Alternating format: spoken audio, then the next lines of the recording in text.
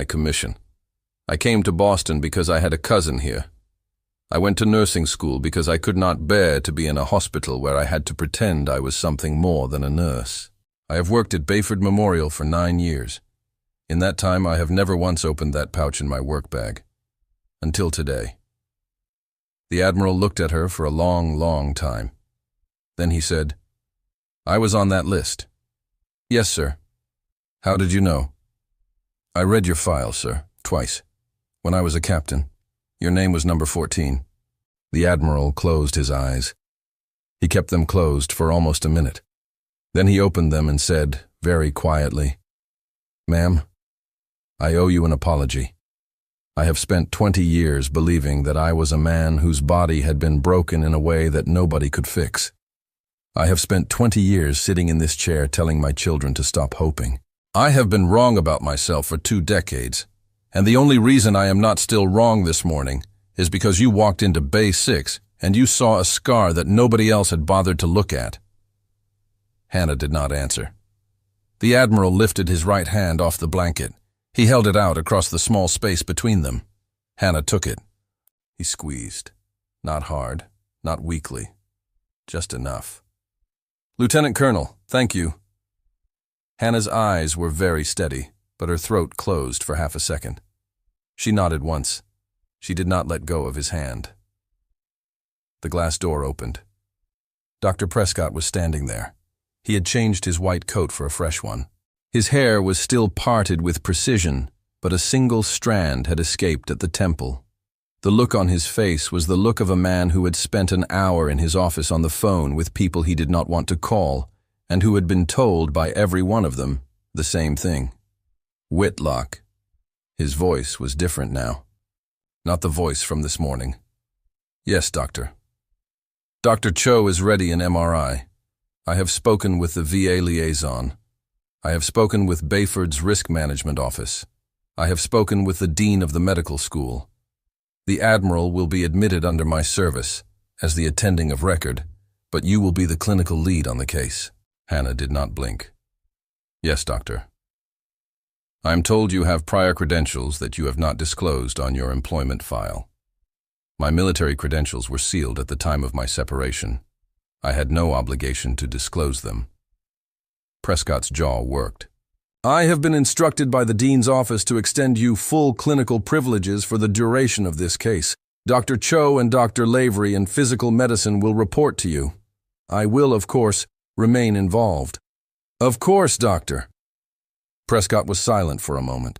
Then he said, "Ms. Whitlock, earlier today I told you to discharge this patient. I told you to submit your resignation. I want it on the record, in front of this family, that I was wrong." Hannah looked at him. Her green eyes did not soften. "Dr. Prescott, the record will reflect whatever it needs to reflect. What matters now is the Admiral's scan." Prescott nodded once. He stepped aside. Eli stood up from the exam stool. He picked up the gray blanket that had slipped from his father's lap. He folded it carefully, the way someone folds a flag, and laid it across the Admiral's knees. Caroline stepped behind the wheelchair and gripped the handles. "Ma'am." "Yes, sir. How long before I know if I can stand?" Hannah was quiet for a moment. "Admiral, I'm not going to lie to you. The MRI will tell us how much of your cord is intact. The EMG will tell us how much muscle is still innervated. If everything I think is true, you will spend the next 6 months in the hardest physical therapy of your entire life. Harder than basic. Harder than anything you have done since Mosul. And at the end of it, sir, I think you will stand. I do not promise you walk, but I promise you stand." The Admiral closed his eyes. 6 months. "Yes, sir. I have waited 20 years, Lieutenant Colonel. I think I can wait 6 months." Caroline began to push the chair toward the door. The Admiral lifted his hand once, in a small Navy half-salute. Hannah returned it. The door closed behind them. The corridor outside was full of people now. 2 more nurses, a resident, Dr. Cho, Raoul the EMG tech with his cart, a man in a dark suit from the VA office. They parted as the wheelchair came through, and followed it down the long hall toward the elevators. Edwin Prescott stayed in Bay 6. Hannah turned and began to put the stim mat back in its pouch. Her hands were perfectly steady. "Whitlock."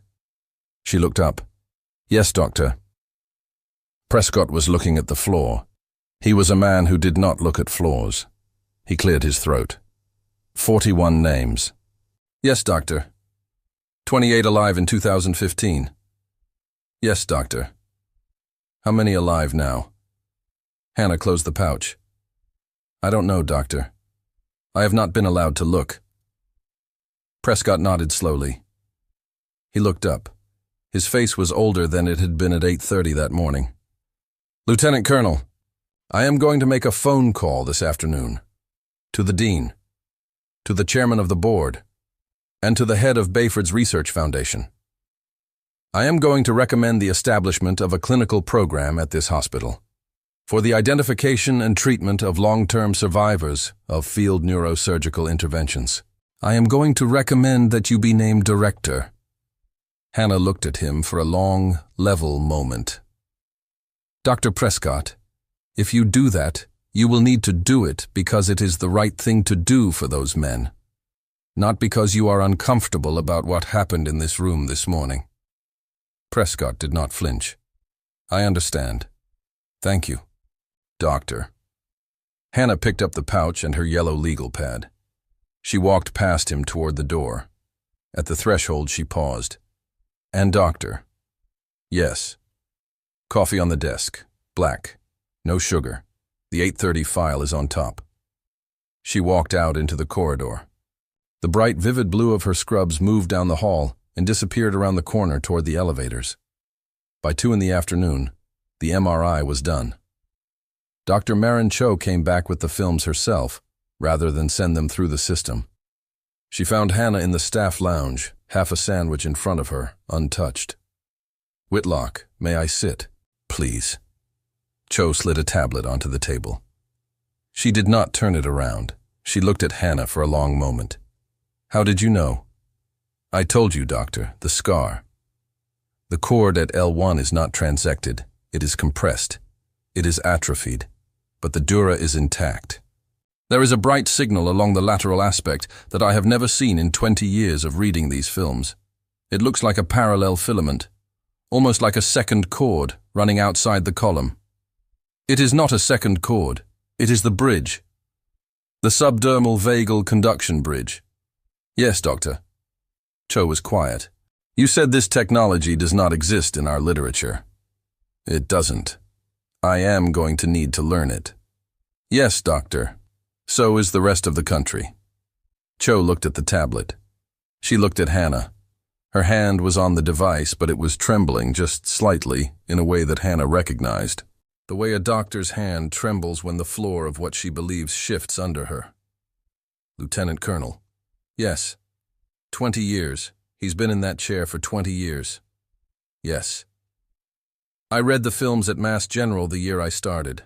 I have read every film of his spine that exists. None of us saw this signal. Not one of us." "Doctor, the bridge is not visible on standard imaging. The signal only appears when you know what frequency band to amplify. The protocol is in the declassified Walter Reed packet from 2016. It was published as a footnote in a single appendix." "A footnote?" "Yes, doctor." Cho stood up. She picked up her tablet. She did not say anything else. She walked out of the staff lounge with the careful steps of a person who has just received instructions she does not yet know how to follow. Raoul came in 20 minutes later with the EMG. Strong residual motor neuron activity in 3 of 4 major lower extremity muscle groups. Quadriceps both sides, right calf, left tibialis, anterior. The hamstrings on both sides were weak but present. Hannah wrote the numbers down on her yellow legal pad. Her hand did not shake. By 2:40, she was walking down the long hall to the patient suite they had given the family. Caroline met her in the corridor before she reached the door. The daughter's eyes were rimmed red, but her hands had stopped shaking some hours ago. "Ms. Whitlock." "Caroline." "He's going to walk." Hannah looked at her. "He has the cord to walk with. He has the muscles to work with. He has the nerves to deliver signal. He now has to do 6 months of the hardest work of his life. But yes, he is going to walk. Caroline put her hand over her mouth. She did not cry this time. She just nodded and turned away and walked 3 steps down the hall and stopped with her hand on the wall and stood very still. Hannah let her. By 3 p.m., the meeting started. The dean of the medical school, Eleanor Pace, a small, precise woman in a grey suit. Prescott. Risk management. 2 attorneys from Bayford's legal counsel, the VA liaison. A man Hannah did not yet know from the Bayford Foundation. And Hannah. Pace did not waste time. She wanted to know how Hannah had obtained the stim mat. Hannah told the truth. She had it when she left the army. The program had been informally encouraged to retain personal training kits in the months before closure. The mat had been signed for under her name in the final inventory. The program was declassified in 2016. She had violated no laws by keeping it. The protocols were no longer secret. The VA liaison wanted to take the Admiral back to a VA facility. Hannah said no. Caroline, through her, said no. The Admiral, through his daughter, said no. Prescott said no. Bayford had assumed clinical responsibility. The liaison sat back in his chair. He did not push. Then Pace asked the question Hannah had been waiting for. Lieutenant Colonel, how many other men are out there? Hannah did not flinch. 41 originally, 28 alive when I last had access to the list, 11 years ago. We need to find them. Yes, ma'am. I want a task force. I want it built today. I want you running it. Hannah looked at Prescott. Prescott did not look surprised. He nodded once. How long do we have? Pace asked. Some of those men, ma'am, have been in chairs for almost a quarter century. Their peripheral nerves are degrading by the month. Every man we reach in the next 6 weeks has the best chance. After that, the window starts to close, person by person. Pace took a long breath. Then we move today. What do you need? I need a phone. I need the Department of Defense to declassify the original outcome file from the program. I need a small clinical team, 3 nurses minimum, and 1 physical therapist who is military experienced. I need legal cover. I need transportation budget for men who cannot fly commercial. And I need a press officer. Because by tomorrow morning the local news will have this. Pace nodded once. Done. By 4 o'clock she was in a new office. They had moved her. A small empty room on the 2nd floor next to the neurology library. 3 folding chairs, a desk, a phone, a window that looked out on the parking lot. She did not need more. She made a call to her former CO at Walter Reed. The number was disconnected. 9 years. She made another call. Captain Daria Beck, now Dr. Daria Beck, private neurology practice in Bethesda. Daria picked up on the 3rd ring. Hannah. Dar. I just saw the news. Tell me it's true. It's true. Oh my God. Dar. I need help. I have 28 names. I need to find them. I need the original implant files. I need someone who knows the protocol and is not afraid. I'll be there tomorrow morning. Hannah. Yes. I've been waiting for this call for 11 years. Same, Dar. Hannah hung up. She closed her eyes for a moment. Then she opened them and made the next call, and the next. By 5 o'clock, the first call came in from the outside. A woman in New Hampshire. Her name was Diane Voss. Her husband, James, was a former Marine. He was paralyzed from the chest down in 2005. IED outside Najaf. He had a scar on his neck just like the one on the local news. He was 63. They lived in Manchester. Could someone please help? Hannah closed her eyes. James Voss, number 23 on the list. Mrs. Voss, yes, someone can help. My name is Hannah Whitlock. I'm going to give you an address and a time.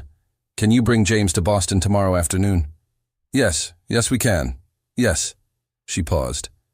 Ma'am, he hasn't slept through a night in 19 years. Will it really work? Mrs. Voss, I won't promise you he will walk, but I will promise you he will sleep. The implant has been quietly carrying a small electrical load against atrophied muscle for 2 decades. When we shut down that load, his body will rest in a way it has not rested since the day he was injured. I have seen it happen. I will see it happen with him." On the other end of the line, Diane Voss began to cry. Quiet, controlled, the kind of crying that does not get heard often. "I'll be there tomorrow afternoon, ma'am." "We will be ready, Mrs. Voss." Hannah hung up. She wrote the name on the yellow pad. James Voss, 23, Manchester, tomorrow. The phone rang again, and again. By 7 p.m., she had 6 names, 6 families, 6 men. By 9, Caroline brought her a sandwich on a paper plate. Hannah ate it standing up at the desk. By 11, the building was empty. The phone rang one more time. Unknown number. Hannah picked it up. A voice she had not heard in 11 years said her name. Lieutenant Colonel Whitlock. She closed her eyes. Colonel Breyer. "We need to talk." "Yes, sir, we do. I'll be in your office at 0700 tomorrow." "I'll see you then." The line went dead. Hannah held the phone for a long moment. Then she set it down. She picked up her yellow pad. She turned to a fresh page. She wrote one word at the top. Intact. She underlined it. She turned off the office light and walked home through Boston in the dark. Colonel Roman Breyer walked into Hannah's office at 6:58 the next morning. He had aged. He was 68 now. The hair was gone. The suit was charcoal gray and well cut. The federal lawyer behind him was younger, mid-40s, in a darker suit, carrying a leather folder. They sat across from Hannah without being invited. Breyer set the folder on the desk. He did not open it. "Lieutenant Colonel." "Colonel. You removed protected materials from a Department of Defense facility in 2015. I removed personal training equipment that had been signed out under my name. The materials were declassified in 2016. You and I both know that. You have been using those materials to perform unauthorized clinical interventions on civilians. I have been using legal equipment to perform clinical interventions on retired military personnel with full informed consent. The interventions are within the scope of the published declassified protocol." The lawyer cleared his throat. "Ms. Whitlock." "Lieutenant Colonel." The lawyer paused. "Lieutenant Colonel Whitlock, there are national security implications." "There were national security implications," Hannah said, "in 2015. There are not in 2026. The protocol has been public for 10 years. The implants are no longer manufactured. There is no operational sensitivity left to protect. What you are protecting, counselor, is the embarrassment of a department that left 41 men in chairs because the funding moved." The lawyer's mouth closed. Breyer's jaw tightened. "I am not interested in arguing the merits, Whitlock. I am interested in stopping further unauthorized procedures until the Department of Defense conducts a formal review." "How long would that review take?" 18 months. 18 months. Hannah did not move her hands from where they were folded on the desk. "There are 27 men still out there, Colonel. 11 years older than the last time you and I had this conversation. 3 of them I have already learned died waiting. The rest are losing function by the day. Do you understand what 18 months means to a man whose peripheral nerves have been atrophying since 2005? "I understand the law." "So do I." The door opened. Prescott was first. Behind him, Eleanor Pace. Behind her, a tall, older man Hannah did not recognize, in a suit that did not quite hide 30 years in uniform. Behind him, 2 more attorneys. Pace did not sit. She stood at the head of the desk, and she looked down at Breyer. "Colonel, my name is Eleanor Pace. I am Dean of the Bayford Medical School. This is Major General Frank Olivetti, U.S. Army retired, who chairs our Medical Ethics Committee. Before you continue, I would like to inform you that I have spent the last 14 hours on the phone with the offices of 3 United States Senators, 2 of whom serve on the Armed Services Committee, the Office of the Surgeon General of the Army, and the legal counsel of 2 veterans' rights organizations. Bayford Memorial is prepared to pursue any legal or institutional action necessary to defend Lieutenant Colonel Whitlock and her work. Are you prepared to defend the 11-year delay your department imposed on these men in federal court? Briar's jaw worked. He did not speak. Olivetti spoke next. His voice was a quiet rumble that did not need to be loud. Roman, stand down. The program was wrong to close. You and I both know that. The men we left on that list were ours. She is bringing them back. Let her. Briar looked at Olivetti. Olivetti did not blink. The federal lawyer leaned over and whispered something to Briar. Briar's mouth pressed into a thin line. He stood up. He picked up the unopened folder. He looked at Hannah for a long moment.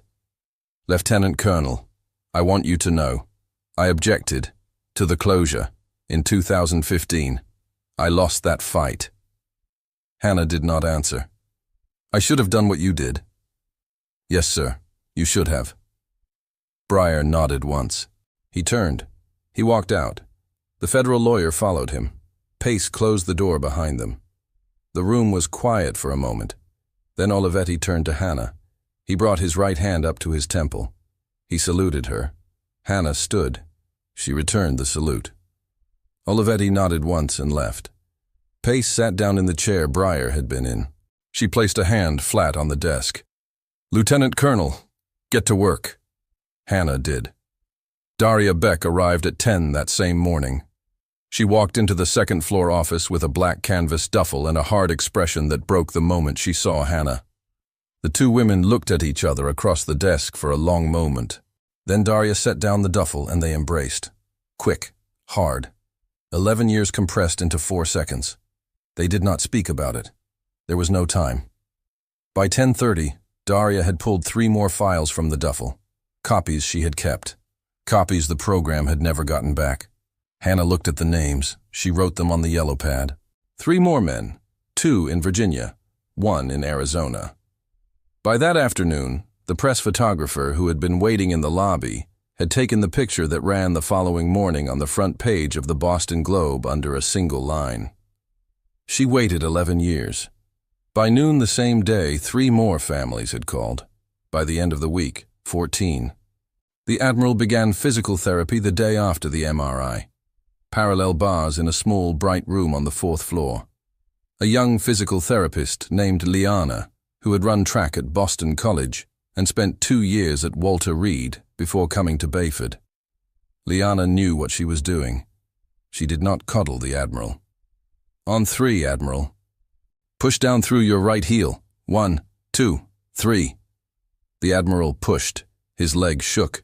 The right knee straightened half a degree. He gasped. Caroline watched from the doorway. Eli held one of the bars. Hannah stood at the back of the room with her arms folded. Again, Liana said. The Admiral did it again, half a degree more. By the end of the first week, he could hold his own weight for 4 seconds, supported on the bars. By the end of the second week, 8. By the end of the 4th week, he stood unsupported for 2 full seconds while Liana let go of his belt. Hannah did not say anything during these sessions. She just watched. The first time the Admiral took a step, end of the 7th week, he did it without warning. Liana had just adjusted the bars. The Admiral looked up at her. He said, "Move back, ma'am." Liana moved back. The Admiral let go of the right bar. He shifted his weight. He moved his right foot forward 6 inches. He set it down. He moved his left foot forward 6 inches. He set it down. Then he gripped the bar again and lowered himself into the chair. He looked at Hannah, who had been standing by the door. He did not smile. He nodded once.